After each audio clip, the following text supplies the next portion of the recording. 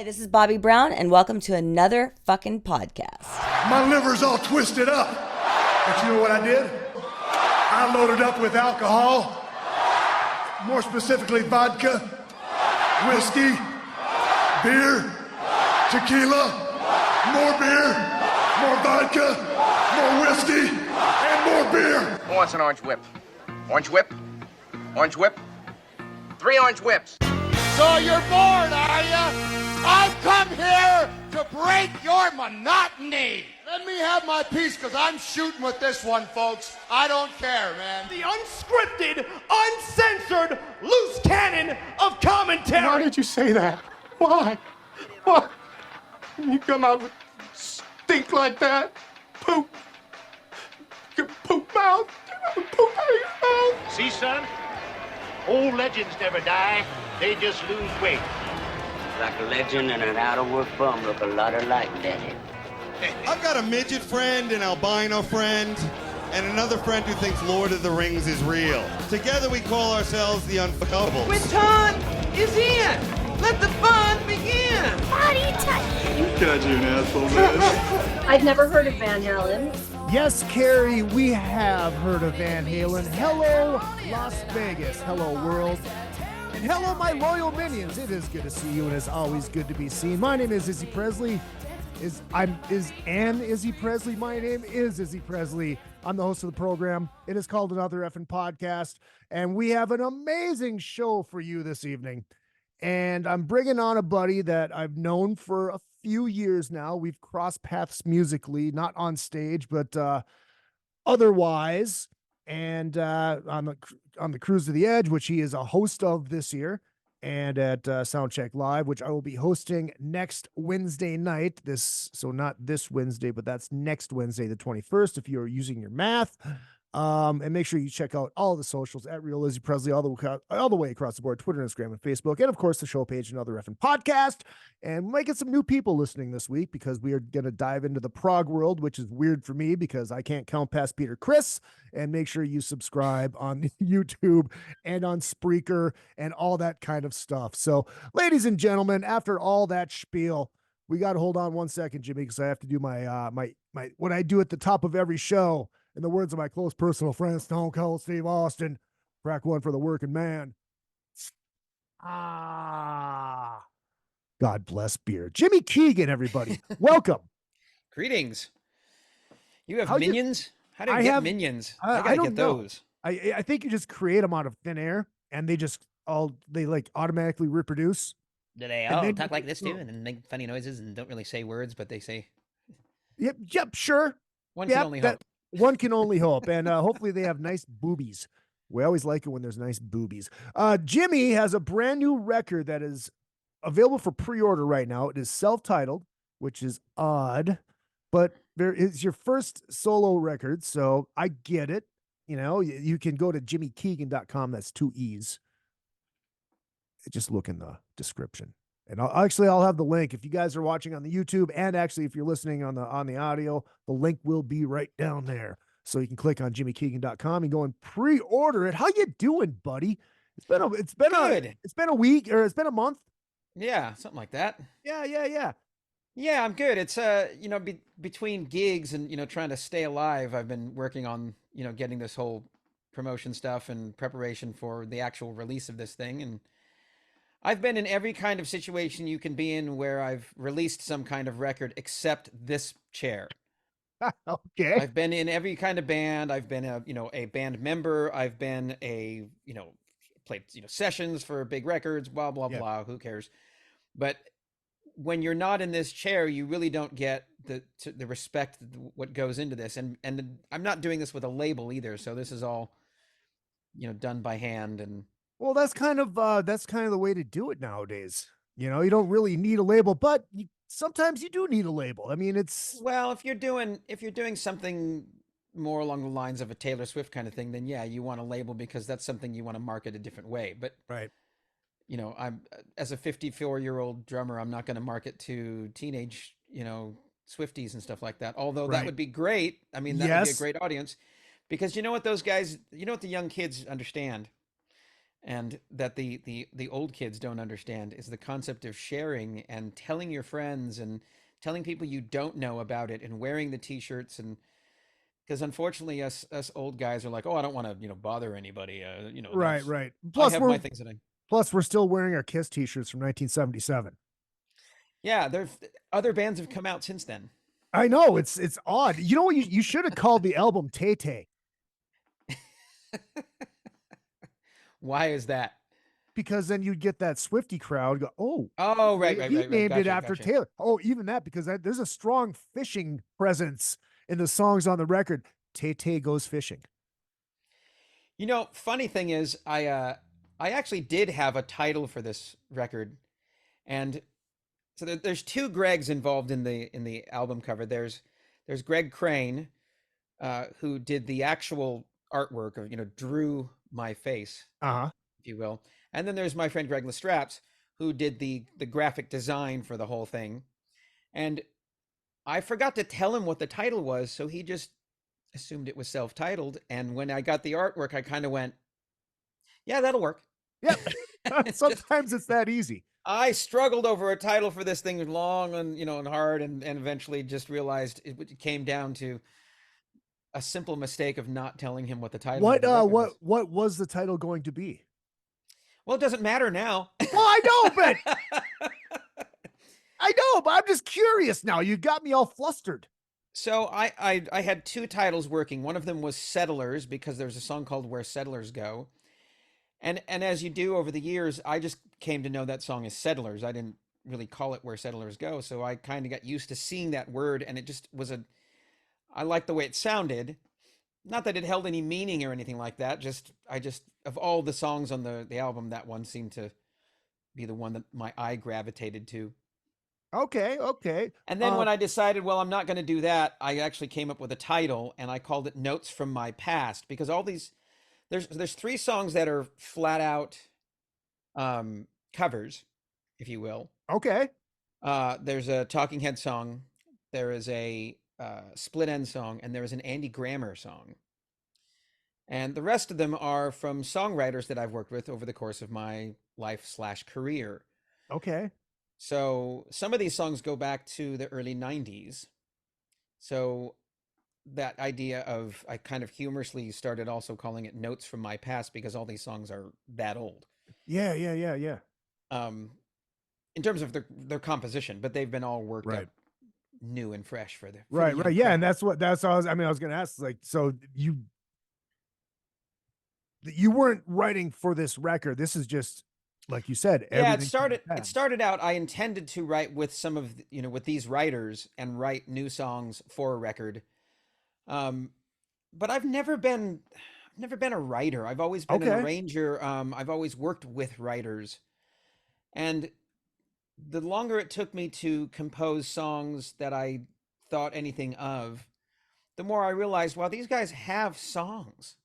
They have songs that I've loved for this long that still stick with me, that I still listen to as if they were, a Peter Gabriel record, or a Led Zeppelin record, or, something like that. So it just occurred to me, why don't I just go into these songs that I worked with them on the composition of, and see if there's anything that I can pull from that, and at least that'll get things rolling. I was thinking I'll do one or two, and before I knew it, that's what the whole record was. Okay. But the cover songs, obviously, you being in the prog world, you're going to dig deep. But also not being in the prog world. The only Split End song I know is I Got You. That one, Right. So that's a later song of theirs. That's the next album. Okay. But 6 Months in a Leaky Boat was the first time I'd heard of them. And it's not even that I have any particular giant fondness for Split. I obviously enjoy them. And the Finn Brothers, Crowded House, and all that sort of stuff. Great records. But that song, for some reason, kind of hit. I believe in the idea that there is genetic memory. Okay. Or some term like that. There's some kind of similar term like that. And what that amounts to is, I am Irish, genetically speaking. My family generations ago came from Ireland, which means somewhere in there's a bit of Dutch and there's a bit of Scottish and British and all that kind of stuff, that whatever it is that makes up Ireland. So consequently, I've always been fond of, you know, pipes and drums and big chanty music that's like, we're gonna go break something, whatever, Jethro Tull and stuff like that. And it's always weird to me because I hear it and it's like all the hairs on my arms stick up and I'm like, why do I know this? Why do I feel that? You know, because I think it's just genetic memory. So that song was one of the first occasions that I kind of felt that sort of, I don't know why I dig this, but I dig this. I mean, it's a great song, but it just had that kind of, it kind of permeated my skin kind of thing. And so as I started looking for, I knew I wanted to do a couple of covers as I started thinking about them. My girlfriend Criss and I were talking about various other songs, and there were a handful of songs that came up, and that one was the one that kept getting the most, you know, but what about that? Well, what about that? Well, what about that? What could I do with that? What could I do with that?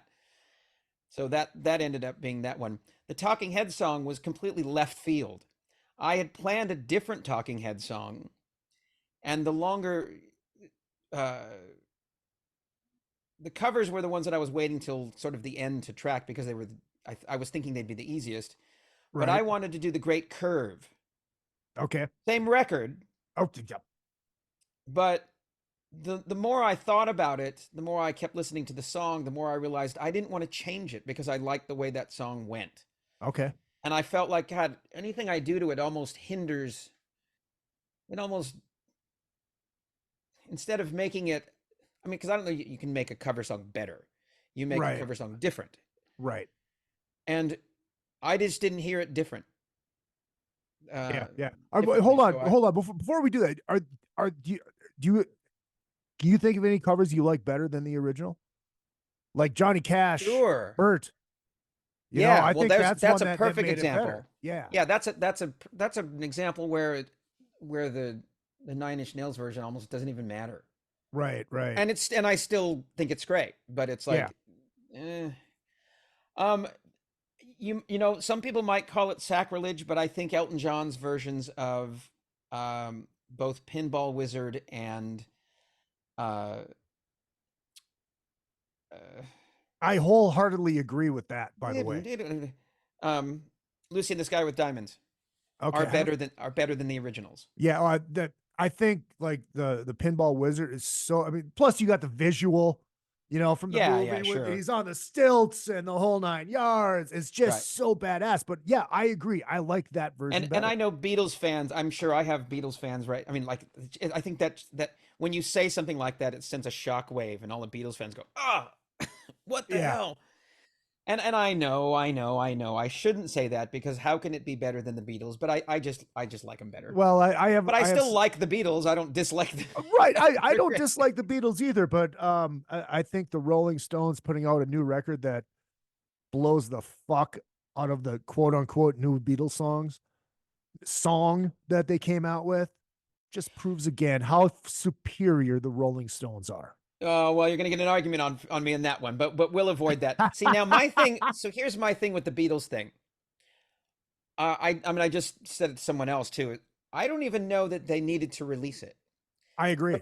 For me, and I'm glad they did. It's not that.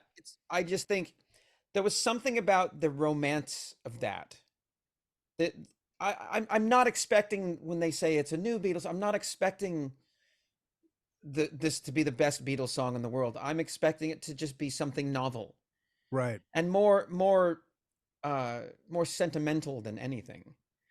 But when I heard it and realized that the lyric was such a simple kind of just love note, my imagination went to Paul and Ringo taking it to John's family, Julian and Sean and Yoko, and to Olivia's family, and going, here, look what we did because of cool technology. One last little thing. Because no one knows what it is to be the Beatles or the Stones, right, or those few rock bands that have been around so long, that have had, it's not just longevity, but it's the impact, right, that, Zeppelin had, that Deep Purple had, that Queen had, Michael Jackson. There's a really select Madonna. It doesn't matter what genre; it's across the board. Mm-hmm. But to be a Beatle or to be a Beatles family member is, no one understands it. I've had the pleasure of hanging out with Julian a couple of times, and our conversation was interesting in that sort of came up in the conversation. Not that he said anything. It's just the nature of what our conversation was. It made me really realize that concept of how much I appreciate them and also feel for them. Mm-hmm.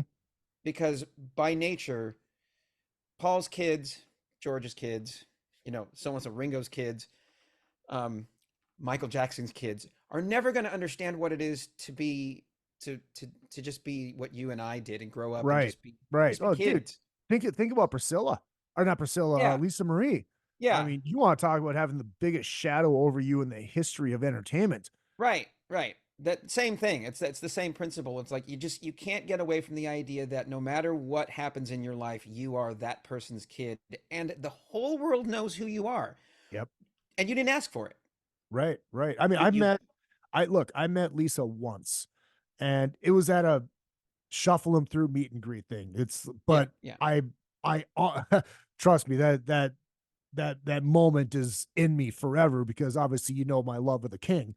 But you could just tell how she was like, she just looked guarded, just the body language. She just looked guarded, but I understand it. I get it.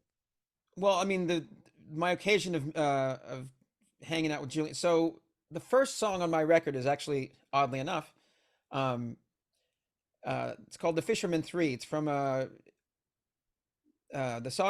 primary songwriter is Mark Spiro, who's written for Bad English and Heart and John Waite and a lot of great artists. And I played on his album that record shows up on originally. So technically that's a cover as well. But sadly, it's not a record that a lot of people have, although it's a freaking brilliant record. Julian Lennon actually appears on that song. Oh, wow. Badass. The original version. So I met Julian through Mark because we used to have a residency at the Troubadour every Wednesday night. And he would come in and sit in every once in a while. And they wrote a song called Saltwater, which is a gorgeous, gorgeous song. And so from that, I ended up the first time. You all right? Everything? Oh, no. It just, the audio stopped recording, whatever. I can fix it later. It's all good. So the first night I met him, we finished the show, and he's like, "Hey, man, to all of us, I'm supposed to go make this appearance at this club. I've been like paid to red carpet it, velvet rope it, and I really don't want to do this, but if you guys aren't doing anything, it would be great to have like some friends hanging out." So we all went, and that was nice. It was exactly that. Everything you hate about, boots and cats and boots and cats and boots and cats. And, young people and alcohol. And I noticed Julian just kind of chilling off to one side and really just not part of the whole gang. Right. So I decided I'm going to go up and just say hello and, hopefully not intrude on whatever his solace and everything. And I just started chatting with him and asking him like when he's going to do a new record and, you living in LA, just small talk, nonsense, right. Nothing of major importance. He asked me about a few things like, who do I like musically? And so the only occasion that anything resembling his father came up is when he said, "Do you have any influences?" I said, "Well, besides the obvious." And then I moved on. That's it. That's the closest I came to mentioning. And then we kept on. So we just chatted. It was great. And he was fantastic. He's lovely. He's a great guy. Very friendly, very easy to talk to. We talked for something along the lines of about 25 minutes. This was in a club. That's how cool it was just hanging. Yeah. And suddenly I noticed he started to get kind of verklempt. He looked a little emotional and like something was bugging him. And so I was like, hey man, I kind of just came over here and interrupted, whatever. And you looked like did I say something wrong? Did I bug you? Am I in the way? And he's like, no, that's not it at all. And I said, well, you want me to leave? And he's like, no. He goes, no, actually, no, what it is it's just occurring to me that this might be the longest conversation I've ever had without talking about my father. Wow. And you go, yeah, I have no idea what it is to be in your shoes. Yeah. That's just living your life. I think that's a great lesson that we all need to, learn. Like, I told you I went to the hockey game last night, and one of the people I took to the game is Frank Zappa's daughter, Diva, because I'm friends with Ahmet, and he's like, hey, she's going to be in town. Please take her out, show her a good time. She's going to be in town for 10 weeks. I'd love for you guys to hang out. I'm like, cool. Yeah, whatever. So we took her to the hockey game last night, and I know it sounds like I'm fucking name dropping, but it's cool. This is what happened. I'm friends with Brian Slagle from Metal Blade Records, and his seats were 2 rows in front of us, and Lizzie Borden is there. And look, you cannot introduce her without saying, oh, this is just Diva. You have to, especially with somebody like Brian and Lizzie, you have to say, this is Diva Zappa. Her whole name, and she's not a music gal at all. No, she's just trying to be herself. Yeah, exactly. And no, she wasn't weird about it. It's like, no, she's great. And if it's just like normal, Diva? I've met her a few times. She's the one I'm least familiar with. I know Ahmet and Dweezil a lot better. Yeah. And I love Ahmet. It's a fucking riot. I fucking love him. And honestly, they all are actually. Moon is one of the most clever people I've ever met, and I know her the least of that too. I mean, I don't know her all that well, but yeah, they're all great. They're all really sweet people. And it was the funny thing though, is like, I didn't know there was another. I didn't know there was a Diva. I'm like, oh, I thought I was okay, cool, badass. There's another Zappa that I didn't know about because it's just not common knowledge.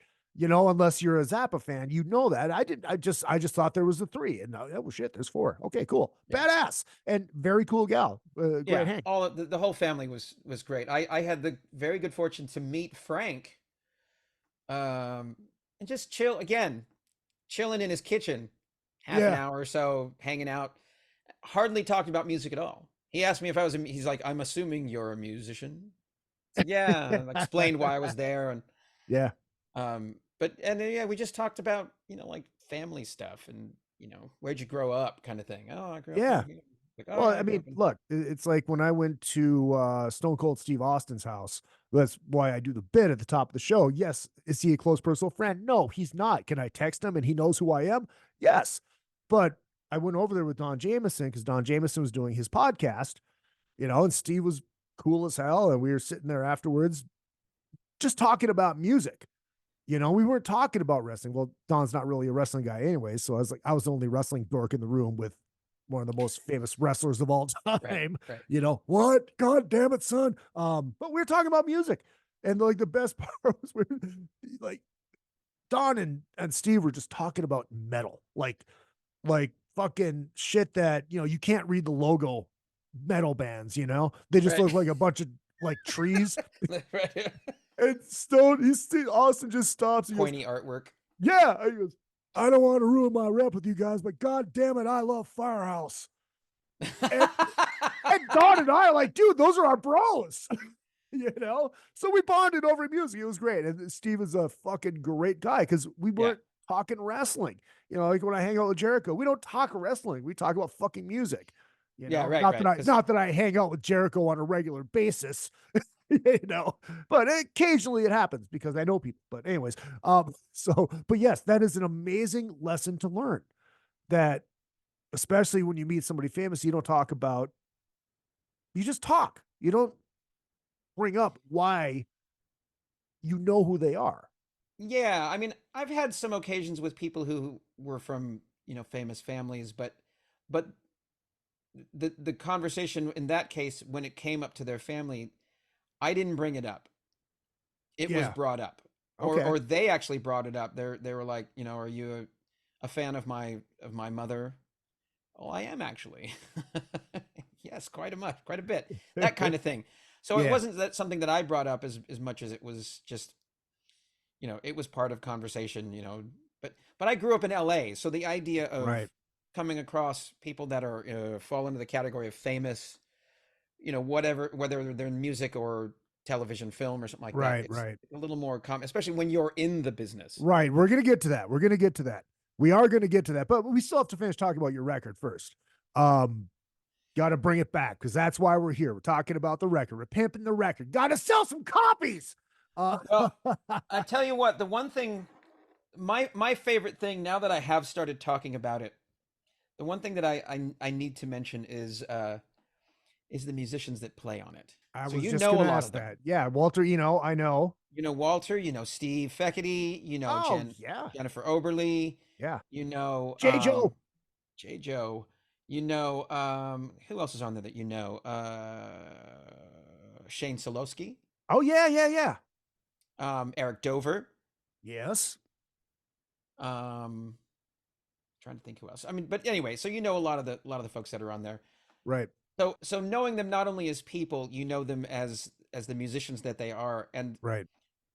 One of the things that I mean, I've always been a session musician, so I'm used to the idea that we come in to this artist and add this song, you know, we add this character to this song, and either we make the song better or we make, you know, whatever, we do what we can to try and, you know, make the song as good as we can. Right. But when you're on the receiving end of it, when you have a vision in mind and you go to a musician that you chose specifically because you think they will bring that vision to life, and not only do they bring it to life, but they bring something way better, and the song surpasses your expectations because of them. I don't know that.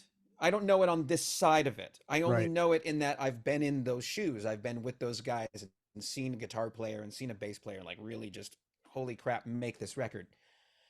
But it's not, it's a different thing when you're the recipient of it. When you ask someone and they bring, they come with so much more than you expect. And you expect, I mean, Feckety's like one of the greatest guitar players. Oh, he's amazing. He's amazing. And he just really, really brought so much character. And Jen's bass playing and Shane's bass playing, just, I mean, it actually, when I was doing the final listens, like, okay, is this mix done? Does this sound like a cohesive record? That kind of stuff. I'm driving around in my car and, you know, just getting used to it all and listening for the little details. Yeah. The thing that I kept coming back to is all the little details that everyone added. And it's just that, I mean, I hope this record is as much a tribute to them as the songwriters. It's right. Because just, I mean, holy crap, did they just bring A game across the board? Every single player that's on here, singer and, you know, Eliza and Caitlin and, you know, bringing violins and stuff like that. Oh, I love Eliza. It's just nuts how brilliant these musicians are. And it shows, and not always in this, you know, noodly bits, you know, Steve Vai kind of thing. It's in the detail. It's in the attitude and the subtlety. And that's my favorite part of it. So, so that being said, let me ask you this, you know, being your involvement in the prog world and music that is quote unquote trying to be perfect, that's as somebody who loves sloppy shit. You know, I know perfect is a bad word to me. Well, yeah, but you know what I mean. Was it hard for you? I mean, well, is that you wanted to be not perfect, but as close to perfect, yeah, I mean, as you wanted, accuracy. Yeah. Because I mean, like for me personally, sometimes mistakes are magic. Absolutely. Sometimes, sometimes sloppiness is magic. You know, yeah, I mean, hence but my love for Ace Frehley. Well, hence your love for the Rolling Stones. I mean, one of the best things about the Stones is that sort of they always sound like they've had a few beers too many, and that's the charm of it. I mean, I mean, Charlie Watts is far from perfect, but no one sounds like Charlie Watts. No one has that feel and that groove, and I love when the best thing about an artist can also be the worst thing about them in Depending on who you're talking to. Right. I love it because they do this thing. I hate it because they do the same thing. Wait a minute. I love that kind of thing. So, I mean, yeah, from the producer point of view, what I was always looking for, it's funny because we mentioned Jen Oberly. She is a perfectionist. Okay. Well, she's a perfectionist in a certain manner of speaking. Most of the parts half the parts she played for me were in the studio together, and half of them she sent to me. Mm-hmm. The ones she sent to me, I just said, here's the song, send me some bass. And I got what she gave me, and it was great. And I was just like, yeah. When we tracked together in the same room, I'm trying to think which one was the one that we did. Yeah, Fisherman 3, same thing. First song she plays on that. That's a first take.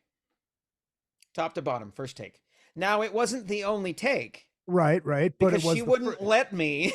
She insisted that she get to do another pass, and she'd get to do this, and she'd get to. I'm just learning the song. I'm just figuring this out, and I'm just going. I have everything I want. Right. Well, let me do another take. I'm like, all right, I'll hit record again, and she did it again, and I think we did it 3 times total. But the first take is the one I kept. Do you prefer being in the same room? Being able to look at somebody as you're doing it, or do you like the digital, I'll just send it to you world? I think I like being in the same room just because, well, first of all, everyone that's on the record, I love to death. So I like just being with them. The hang is almost more important than the job. Right.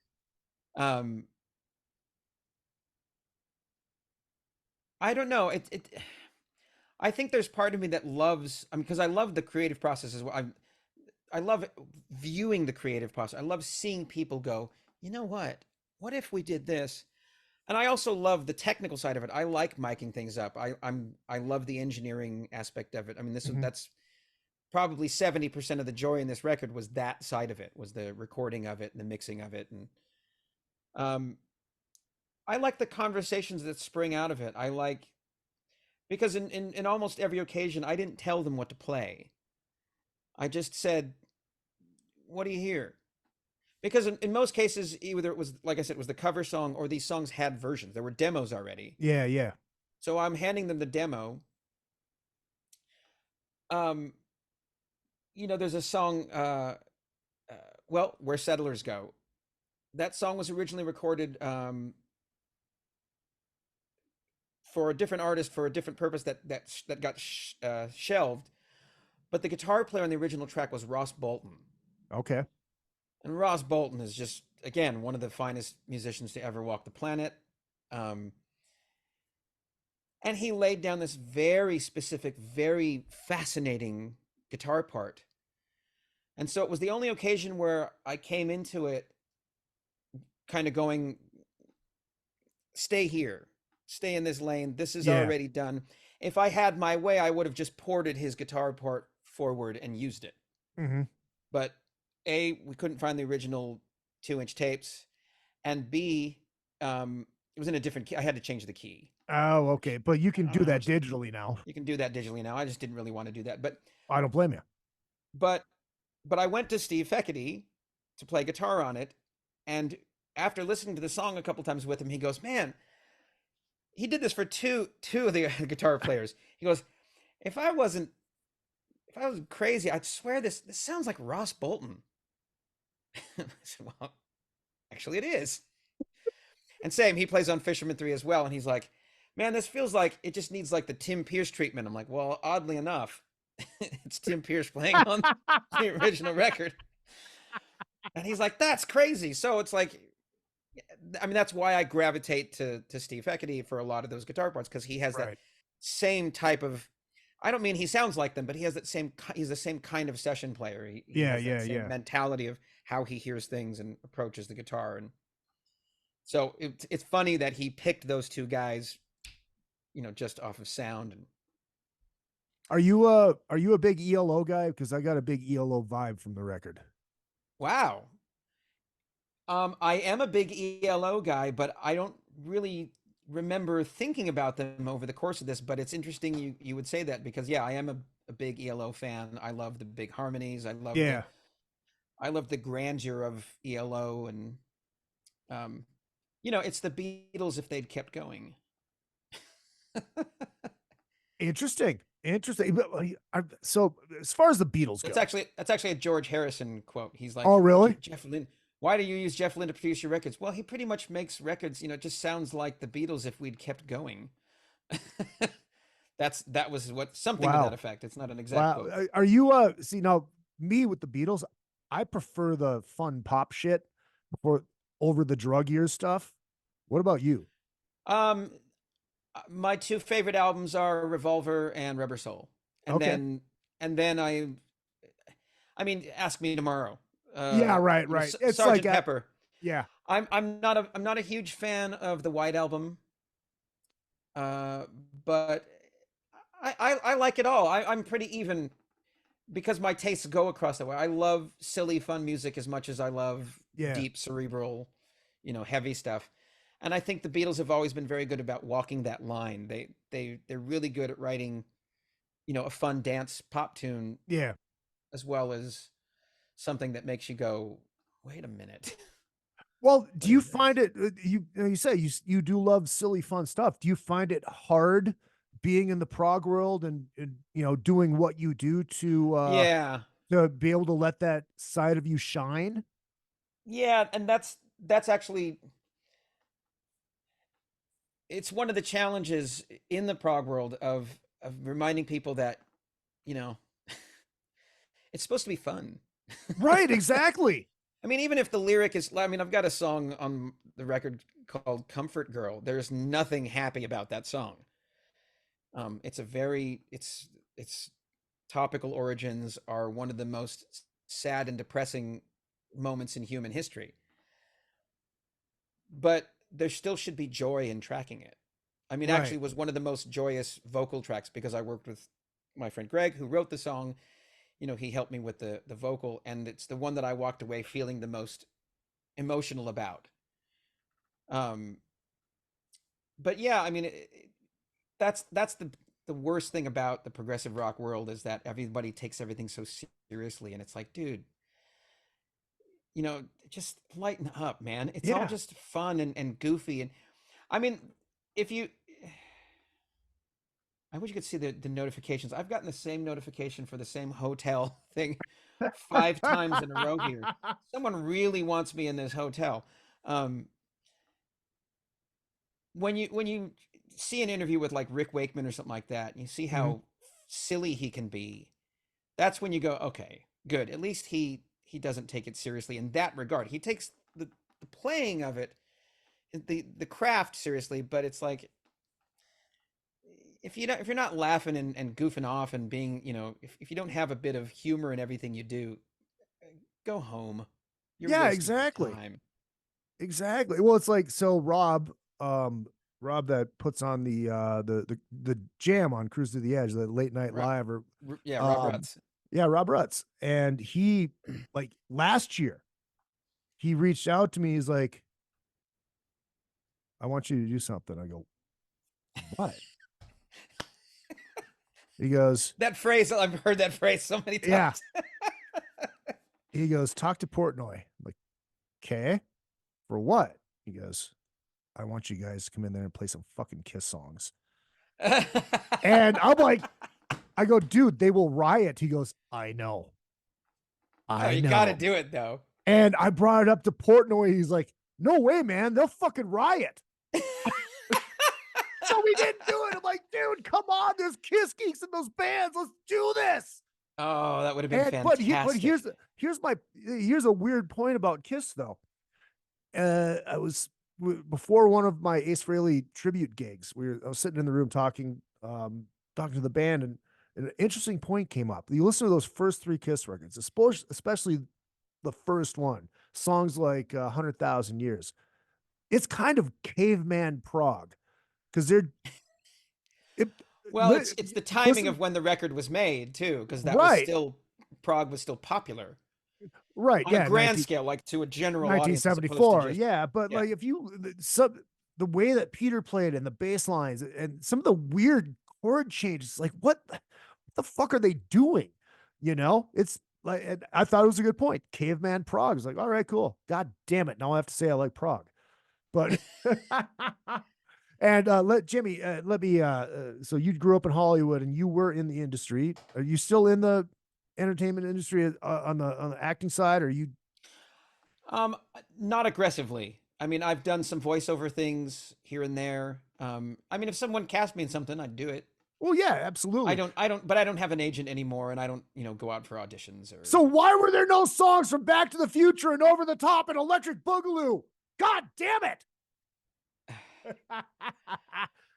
And this is where I'm pissed off that I was not able. I forgot about getting the "Shoot it, Dad, shoot it" quote because of course Jimmy was the fucking voice of Sherman Peabody in Back to the Future. Sherman Peabody. My pines. That you know what? So for the simplest little thing, it's what 3 lines. Yeah, it's a space alien from Mars. Dad, shoot it, shoot it. Yep, he's mutated into human form. Shoot it. So, I'm sure I was in there tracking for maybe 5 minutes. But here's that session in a nutshell. It's one of those things that I mean, even in the movie, it passes by you. It's one of those things that on a resume, other than the fact that the movie was so successful, it doesn't even go on the resume. It's like, what? It's a loop job. They used to call it looping or ADR, alternate dialogue recording. But I go to the studio and I got dropped off. And I don't even remember where we recorded it. I think it was at Universal in the studio they have on the lot. I walk into the control. I open the door to the main studio, and big studios have the double doors and everything like that. And as I'm opening one door, the other door is opening, and out walks Robert Zemeckis, Steven Spielberg, and Michael J. Fox. And how old were you at this time? I was 15, going on 16. Because you sound like you're 3. Well, I also had to imitate the guy. Okay. So it's really, it doesn't sound anything like me because I'm doing an impression of him. Right. They just wanted a different. Yeah. Anyway. So I mean, if you're alive in that period of time, those 3 people, and even Robert Zemeckis was still kind of on his way up. This would have been the cement that now we know who he is.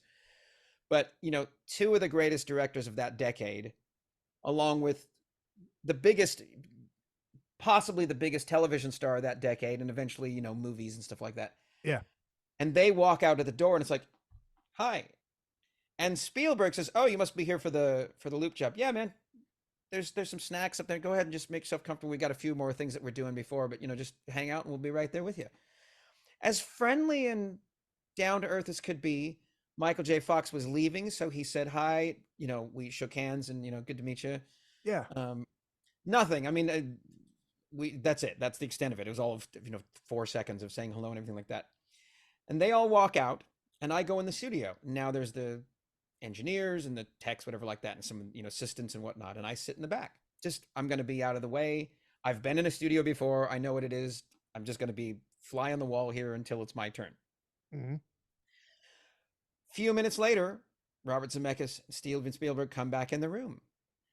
And again, I'm 15 years old, and they are communicating with me as if I am a consummate professional. They care nothing of my age. They are not speaking down to me. They are speaking to me. I know what I'm doing. This is the odd occasion I didn't audition. Okay. I was called in because the casting agent for this job I knew very well because I'd done a bunch of auditions for them.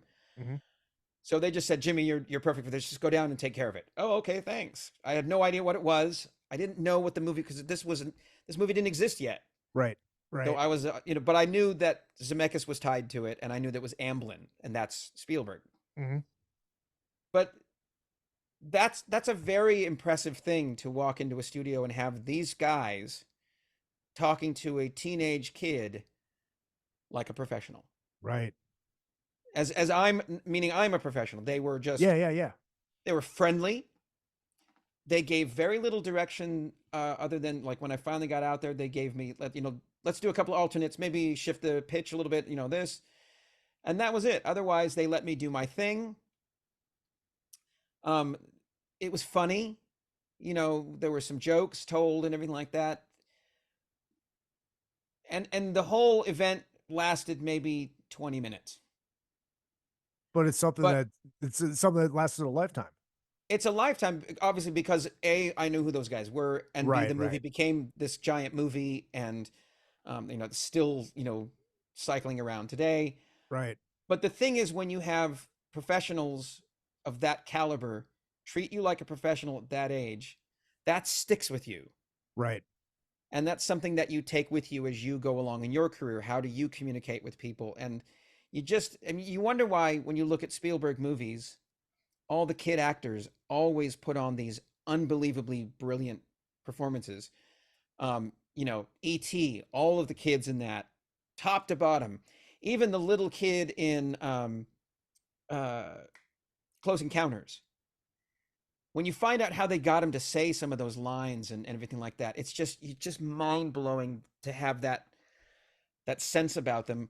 But they all talk about what a kind and caring person Spielberg was.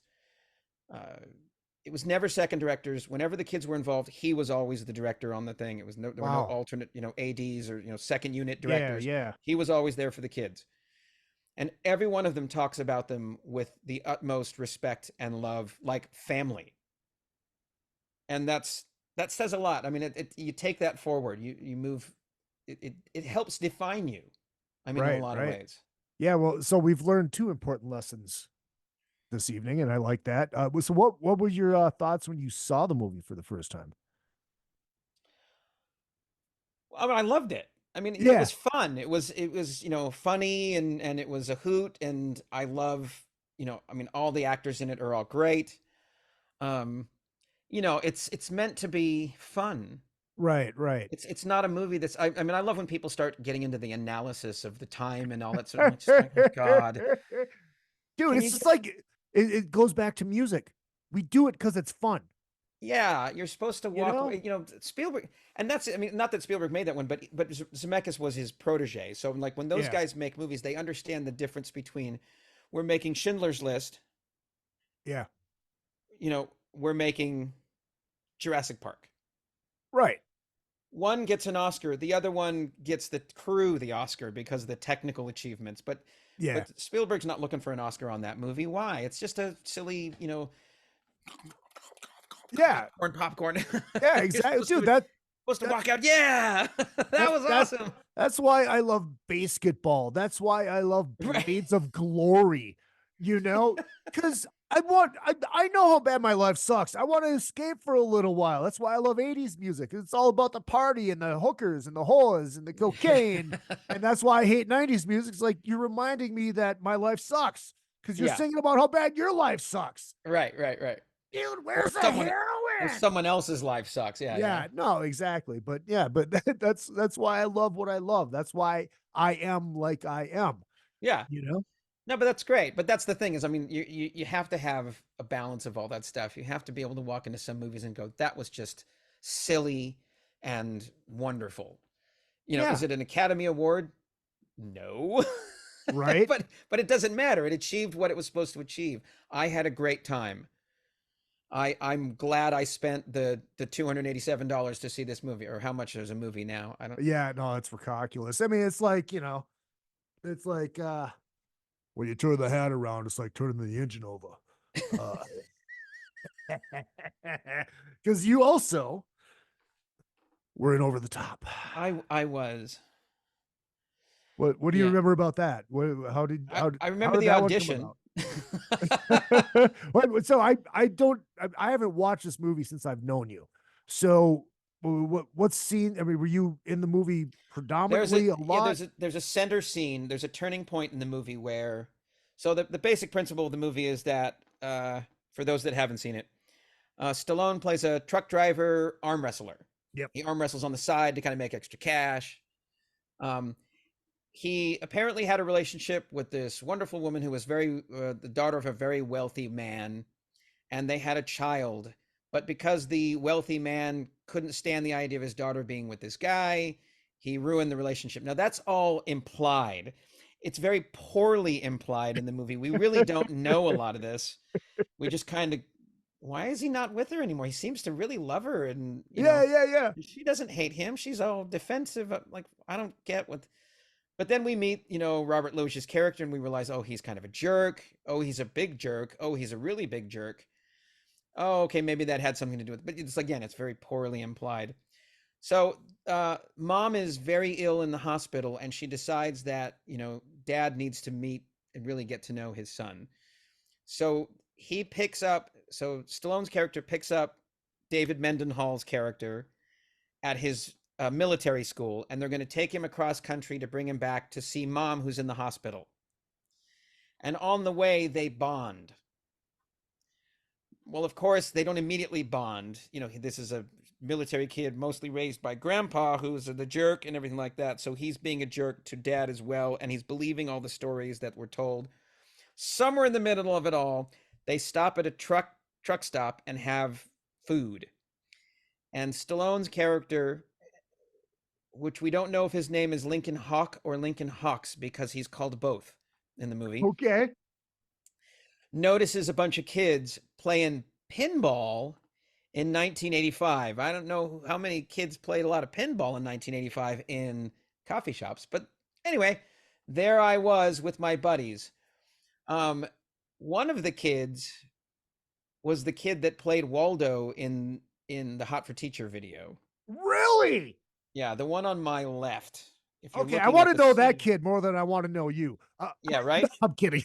and his dad, with no costume except for the fur coat, was Waldo as he gets older at the end of the movie. Whatever happened to Waldo? And they show his dad getting out of the limousine with the girls. That's his actual dad, and that's how he looks. Anyway. Wow. So we do this whole scene where he convinces me to arm wrestle him. Now, I'm much bigger than him in the film. I'm actually in stilt boots and walking on quarter apples, which are 3-inch boxes. And I'm way taller than everybody in the movie. In reality, we were all about the same size. Hence why on IMDb, we do this whole. Hence why then on IMDb they call you Big Boy Richie. Yeah, because one version of the script, my name was Richie, and another version of the script, my name was Big Boy. And in one version of the script, he says, the buddy says, "Smash him, Richie," so I have a name. But that wasn't the final script. The final script was, just smash him. Yeah. All right, sorry, I didn't mean to interrupt. So anyway, so that's the scene. It's me arm wrestling the kid, and it's between Stallone, the kid, me, and my buddies. And it's sort of this turning point where he gives him the big speech about the world meets no one halfway. Meet me halfway. If you want something, you got to reach out and grab it. You got to take it, and that's the scene where they bond. And then from that point on, everything's good. So that's like the predecessor to the Rocky Balboa speech when he's talking to his kid after his kid basically tells him to fuck off because he wants to get back in the ring again. You used to be able to fit right here in my hand. And he did that whole, the world hits you hard. You got to get back up. That's basically the same speech, thing. just 1 degree to the left. And according to IMDb, it is Lincoln Hawk because Susan Blake. Oh no, I know. Yeah, okay, all right. Well, of course. But throughout the movie, Robert Loggia calls him Hawks. Hawks, get back in here, Hawks. Because Susan is Christina Hawk. So I don't know. His character's name was Lincoln Hawk, but throughout the movie, Robert Loggia calls him Hawks. Oh my God, I forgot Terry Funk was in this. He was. Oh. Did you have any paths crossed with Sly? Oh yeah. I mean, we shot the whole movie and then, script readings and stuff like that, table readings. And how was he to work with? He was great. I have really same thing. I can go into the same deal about that. This was not, the highest production standards in the world. Right. This was Canon Films. Yeah. But when he was on the set, he had a lot of great energy, very positive, very constructive. A lot of our lines were improvised, and he nice. He nurtured that. He's like, you wouldn't say that, would you? No. Well, what would you say? That kind of stuff. He was, but always kept the spirits up. It was 2 days of filming. Our elbows were just on fire because we were on They had to put plexiglass down on the. Shit! So we weren't breaking the glass of the pinball machine. So yeah, we were bruised, bruised for days. But 4 kids, 4 teenage boys, and he kept the spirit up, and everyone there was a lot of extras on the set. So yeah, he was a pleasure to work with. I have nothing but positive things to say about him. He knows what he's doing. Yeah. As silly and formula as some of those movies are, he knows what he's doing. Yeah. Well, I mean, that's kind of why he's at where he's at. Yeah, absolutely. And so, yeah, I mean, I'm glad, again, I'm also glad that experience was a positive experience, regardless of, what's, how silly some of his movies are. Yeah, he was fantastic. Yeah. And we're not going to get into Breakin' 2 Electric Boogaloo because that could be an entire episode. Good luck finding me in that one. Yeah, right. But let's talk about, end up with something that's going to be a lot of fun in a couple weeks. Cruise to the Edge. You've been on in the past as a member of Spocks Beard. You're no longer in Spocks Beard. And you've been just on hanging. You've been on playing with Walter and a whole bunch of other people. Joe. Pattern Seeking Animals did it last year. Yeah. Was it last year? Yeah, last year. Yeah. And you're a host this year, along with my close personal friend and bandmate, Mike Dawson from the Adam Carolla Show. Right. Yeah, that was kind of a surprise. I had no intention of doing the cruise this year, mainly because I'd booked other work. Okay. When I knew that Pattern Seeking Animals wasn't going to go on the cruise, I just did, what you normally do and booked other work. And out of nowhere, I get a text from Larry, who produces the cruise. Hey man, you want to host the cruise? I'm looking at the camera doesn't show, but I'm sitting at my studio desk, and I'm looking up, going, what? Host the cruise? And then the follow-up text explains, that the circumstance with John Kirkman. And, unfortunately, but we love John Kirkman. That guy's amazing, fantastic. And he will be back. He will be back. But fingers crossed. We're pulling for him. We're always pulling for him. I love him. But I kind of went, wait a minute. So I consulted with a few people, because one of the issues is, as a working musician, I can't just turn down work once I've booked it. I mean, I've already booked it, so I have to sort of honor that. Right. But there was a lot of money over that week. And so I sent a message about that, and that all was taken care of. So the professional aspect of it all was covered. Turns out Brian Tishy is covering for me in one of my gigs. Thanks, Brian. Yep. God bless Brian Tishy. But yeah, once all the details were worked out, then it became one of those things where I went, great, so I'm hosting the cruise. I don't even know what that means. And then so, Roy and I still haven't spoken to Dawson. You're gonna love him. I've met him before. I met him on the last cruise that I was on. Oh, okay. Yeah. And yeah, he's great. But it was like we finally had some conversations about, okay, what does this fully? I knew some of the bits, but like, what does it fully entail? And I talked to Rob as well about some stuff I'll do with him and various things. But yeah, that's going to be a hoot. It's right up my alley. I don't have any trouble talking. No, you don't. And look, I mean, I'm never listed as a quote unquote host on all of these, but I technically am, because I do a lot of the band intros and help out and have fun. Yeah. So. And of course the late night shit show karaoke, which right.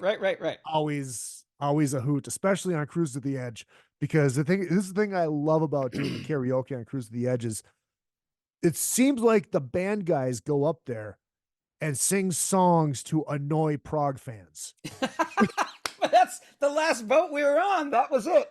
Yeah. It was me and Keneally and Scott Tunis and a bunch of these total super high level musicians singing Dancing Queen. And yeah, but dude, that's what it's about. It's like, my God, I can only hear a 45-minute Peter Gabriel song so many times.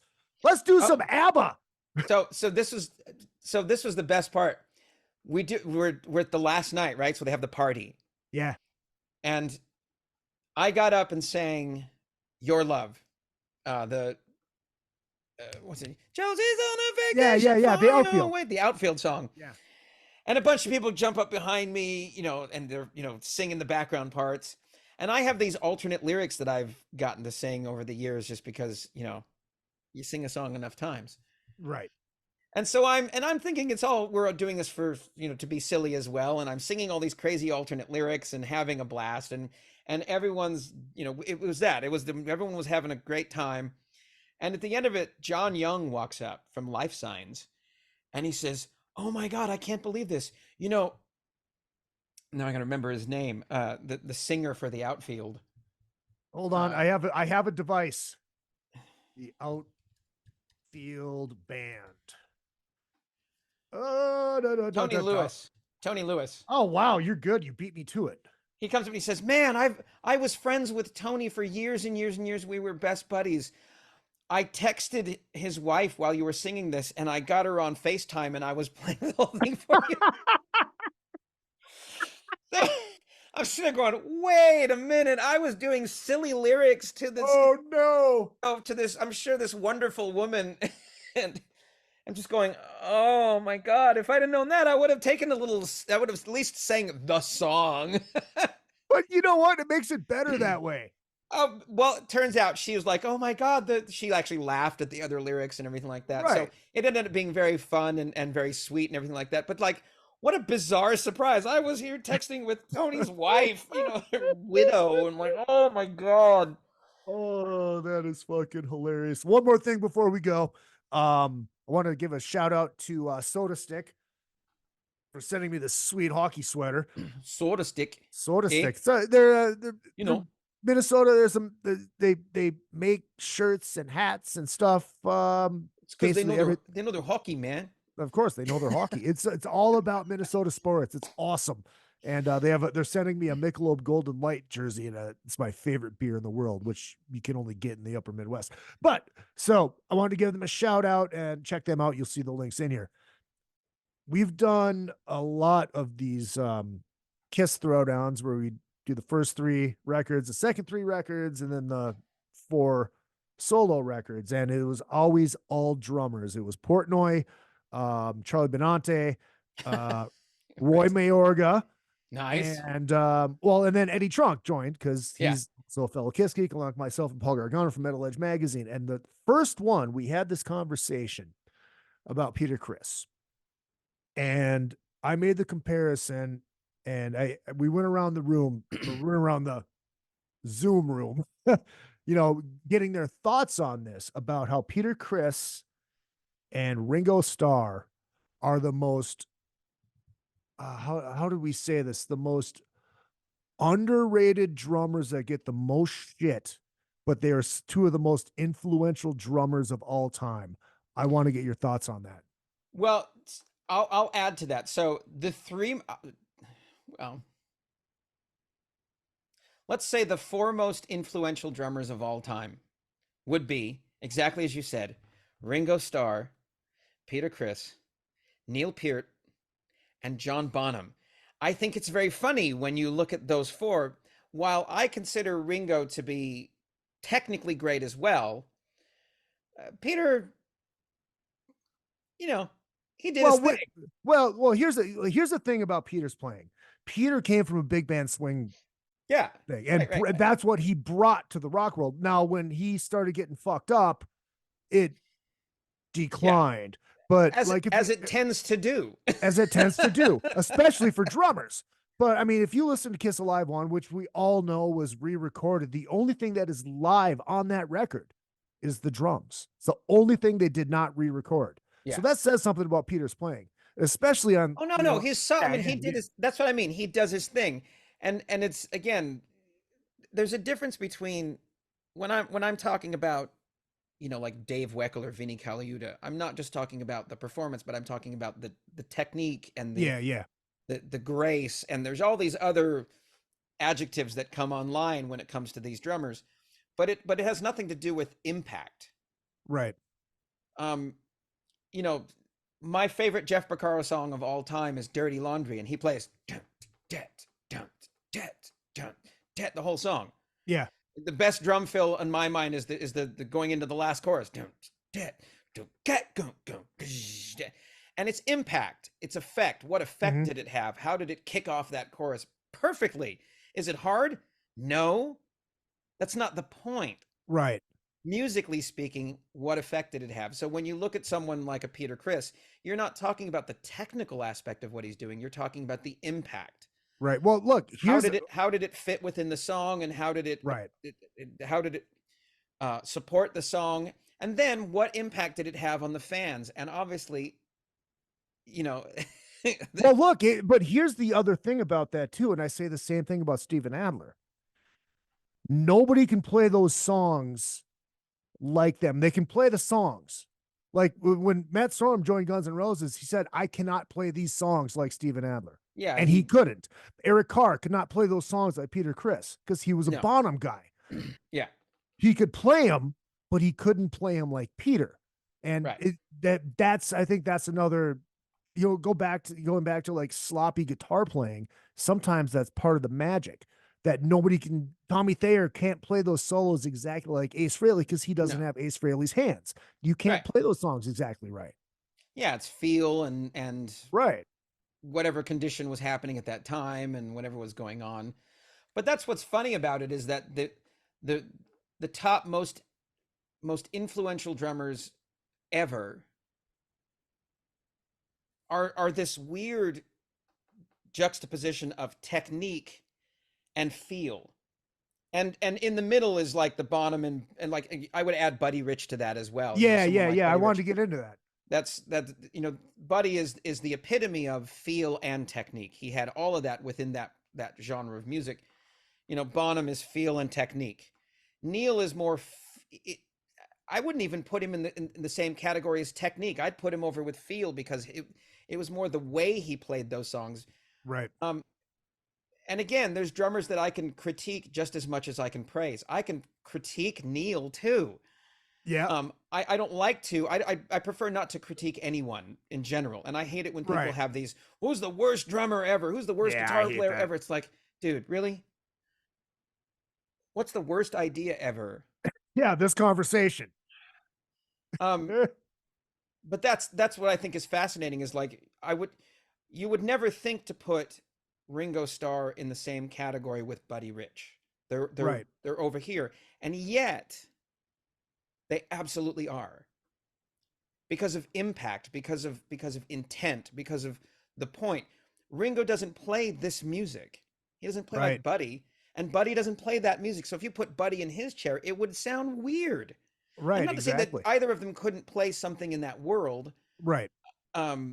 Buddy would probably have a more successful time in that, but it's not the point. It's how did it impact the song that they were tasked to play? And, what influence did it have on the listener? Mm-hmm. And, you can't beat the Beatles for that kind of thing. You can't beat Neil, and Bonham. And, there's a lot of other guys that fall in that category. Yeah, yeah. But these are the guys that really kind of defined that concept. It was the first...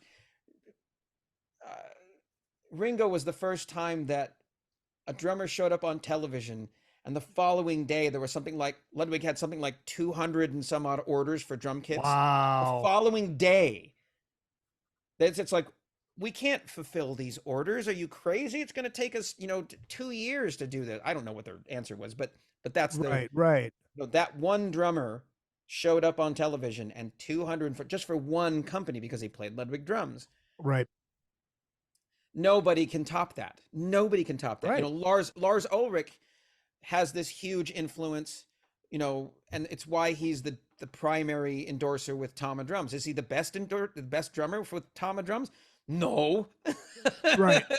No. But the impact and, you know, the way he hit and the way his audience reacted to what he did, tons and tons and tons and tons and tons of guys play drums because of him. And you can't deny that. Right. And you have to celebrate that because, you know, that's the point. It got people listening and it got people interested in more than just listening to music, but playing music. Yeah, and that's the most important thing. It's like getting people, and that's why, like, I'm all for Greta Van Fleet.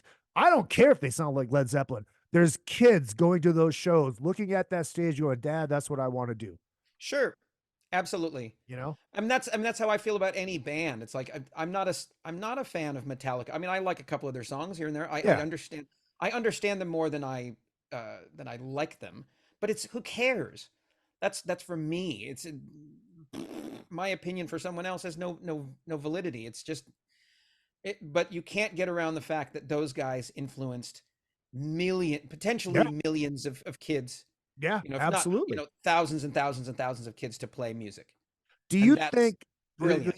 You were talking about Buddy Rich. Do you think the big guys from that era still have an effect on kids today? Are they There's being a kid exposed to it? Grayson Kreutman. I don't know how you say his last name. He's now the drummer for Suicidal Tendencies. He started putting out videos a little while ago, playing along to big band, mostly Buddy and Louis Bellson and stuff like that. And his videos are getting millions and millions of views. Really? Awesome. It only takes one person to remind us how great this era of music was and this era of music was. I didn't grow up a big band fan, but I mean, I went and saw Louis Bellson and I saw both Buddy and Louis' last shows at Disneyland. Wow. And I own a couple of their records and everything but I wouldn't consider myself a big band fan in that I seek it out, but I get it. I respect it. And when I see it, I know that every single one of those musicians is a monster. Yep. But every once in a while you'll get whether it's, this young guy, playing all this big band stuff and playing so great. Or it's Harry Connick Jr. singing like, I don't know that he sings like Sinatra. He sings more like he's more of a crooner like Dean Martin. But yeah. When you get these guys that are doing that kind of thing and re-energizing that kind of music and bringing it back again, it's brilliant because it reminds everyone the importance of musicians. They're hiring full bands and big bands and taking them on the road, and suddenly there's a reason to be a trumpet player again. There's a reason to play trombone, and saxophone and yeah. I think saxophone is missing in the music world nowadays. I think we had a bit too much of it for a while. I think it's it's time for us. I think we're in the middle of a sabbatical on saxophone, and I'm cool with that. Yeah, but then I watch Eddie and the Cruisers, like, God, this is so mismagic. Yeah, but that's true. I mean, any of the great sax players, you look at, the Boss, and you got it. It's not. It really isn't. Bruce Springsteen without the sidekicks and everything. And right. No, I get it. It's part of the vibe and everything. So yeah, I mean, I love any musician that can inspire another musician to play. They're fine by me. I'm going to respect you and I'm going to love you. I don't care what kind of music you play. And I don't need to buy your music. But I'm still going to respect you and I'm still going to appreciate you and be thankful that you're there doing that. Yep. And look, people can hate on Nickelback all they want, but they're still selling out arenas every fucking night. Good for them. I don't know why anyone would hate Nickelback. I can see why you wouldn't necessarily buy their music, but I don't know why anyone would hate them. They're nice guys and they make good records. Yeah. If you like guys that sing like that, but I think there's a comedian that did a whole shtick on that. Like, I don't know why you don't like that. It's talked about Nickelback, and he talked about who's the guy that does drive-ins? Oh, Guy Fieri. Guy Fieri. here's a guy, and his whole bit. I wish I knew his name to credit this comedian who does this because it was great. And I'm not going to do the comedy of it. Just the point that he makes. Right. Why are we hating on this guy? Here's a guy that developed a TV show that goes around and features small, independent, often family-owned restaurants that no one would ever hear about in a million years except for those few people in that area, and features them on national television and now, internet television where the whole world can see them. Yep. And does wonders to drive up their business and celebrates the whole idea of an independent restaurant, the idea of an individual making a difference in a community. And very often in the process, raises money for the community when he's there, gives shit tons of money to charities, and people hate him. Well, I'll tell you why. I'm sorry. I can tell you when my Guy Fieri hatred started. He had just won next big Food Network Starr, the competition show. So he got his own show. And he used the phrase on his new show, "I need to de-bling for this." And then I'm like, I'm out. I'm done. But right. Okay. Well, that's a bad choice in phrases. But really, but that's the thing. People rip on him. But the reality is that's who this guy is. He's out there bringing, attention to all these mom and pop restaurants that desperately need it.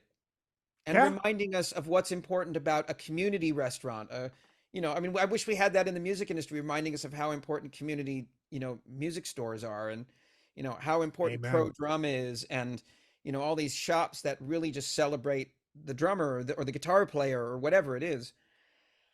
So how do you speak poorly about that guy? You don't. So anyone that does, it's like, really? Yeah, but he said, "I need to de-bling for this." That's what you're ripping on? I think it's the image, and it's the people just can't look at him. I think that's a lot of it. Yeah, and look, I know if I was a restaurant owner and he showed up outside my door, I'd look at him all day. Yeah. I get it. I'm gonna hit the outro music here, and boom. Ladies and gentlemen, Jimmy Keegan. I did not realize that this show would go hour and a half. I figured it's about an hour and a half we went. Almost. I thought this was going to be a half an hour, 45 minutes. I can tell. And then, that's great, and I love it. And I'm sad that this is the first time I've had you on in all the years that I've known you. I'm serious. I'm mad at myself. I am literally mad at myself. Check out jimmykeegan.com. That's KEEGAN. And click that little buy the record gimmick, which is going to be available March 1st. And we will see him on not Monsters of Rock. I'll be getting off Monsters of Rock, having a night of refreshment, and getting right back on the boat for a cruise to the edge. That is March 14th. No. 7th. 8th. 7th. Well, we leave on the 8th. We get off the boat on the 13th. And then I fly home. And then nurse my cankles. I go to Maine. Yeah, well, at least you have some good lobster. Whatever. Jimmy Keegan, great to talk to you. Make sure you guys check out all the socials at Real Izzy Presley all the way across the board. Twitter, Instagram, Facebook, and of course the show page. Another effing podcast. Check out Jimmy Keegan. You can find all the socials on the website. Order the record, and we'll see you next week with maybe the guitar player from Scatterbrain.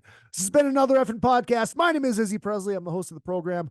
And don't forget, what I lack in talent, I make up for in the cock.